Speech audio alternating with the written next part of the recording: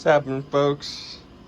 November 3rd, 2020, the big day in my book. Not only for our country, but for me. Got a couple surprises in from Texas, which didn't expect to see them here this soon, but hey, you gotta love U-Ship. Got that shit here fast. Let me paint you a picture, which most of you probably figured out by now what this is. But it's a treat, don't get me wrong. I've never got to see one in person, let alone what's on top.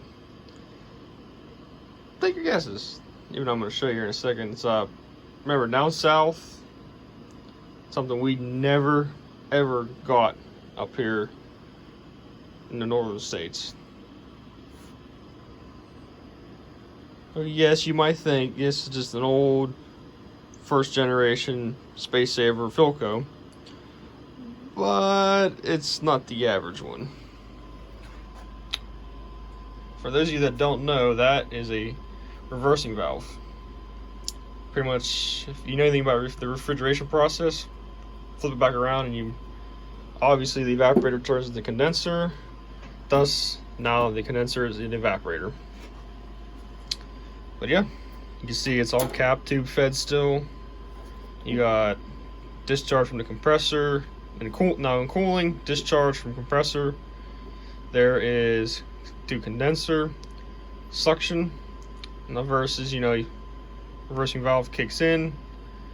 That bad boy is gonna, I believe, I haven't looked at it to the full extent, come out through here.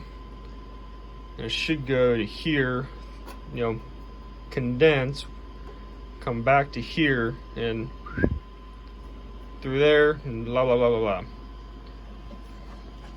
And you gotta love Texas. Look at this. Tell you what, this thing's gonna look real nice in my window. Except to, mod it a little bit for the much colder climate. So let's see here, 9,000 BTUs cooling, 8,800 heating. I love seeing that because it's like you never get to see that.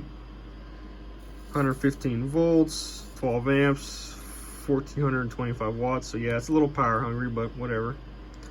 Model 9AC55. Here's the serial. So you can tell this is definitely like 60s or whatnot when it says time delay fuse. 19.2 ounces of 22. And the cream of the crop.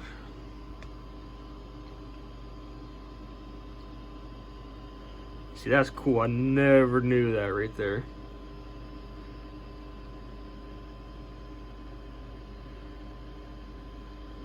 Unfortunately, yes, I did start it. I have ran it only to make sure the oil was back in the compressor. Just short trips and whatnot.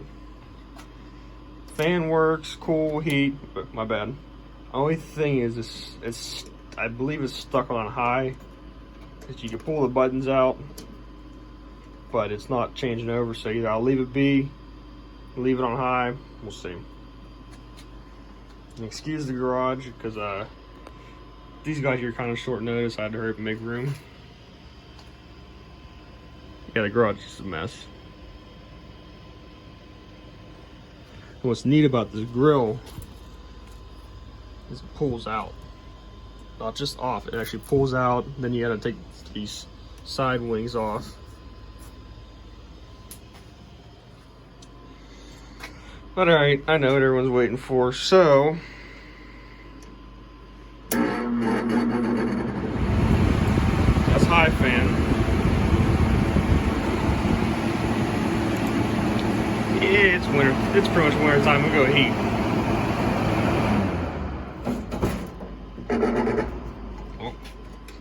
Yeah, as you can tell, the buttons are sticking. There you go.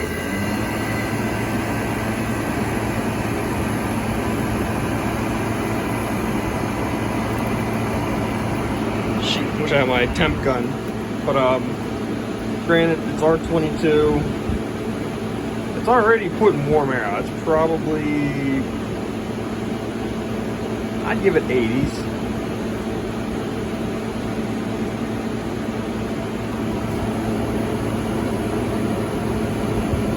Let's see here.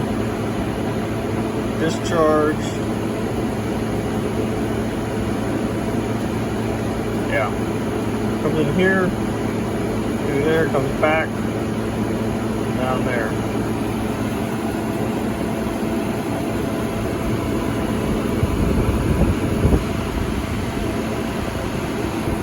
Wow, I need to work on my videoing skills. I'm filming down here, yeah, I'm talking about it over here.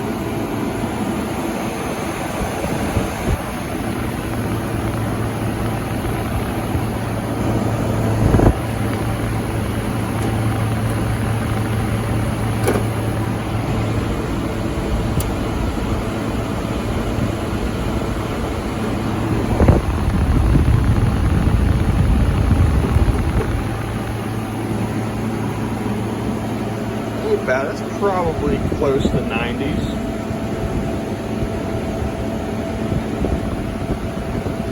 Now the only thing that I haven't seen on here, there's no defrost switch.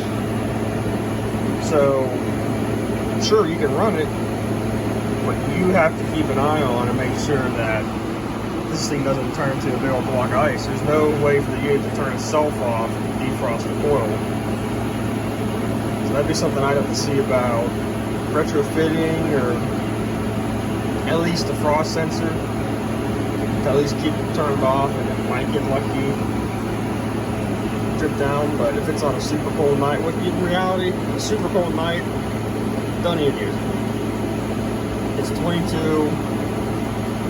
It's not gonna make that much heat. But I mean, like, at least for the Pittsburgh area. Now, obviously in Texas, you can get away with that because it's what, 40 degrees. Something like that. At night, cold nights, I don't know. I'm not from Texas.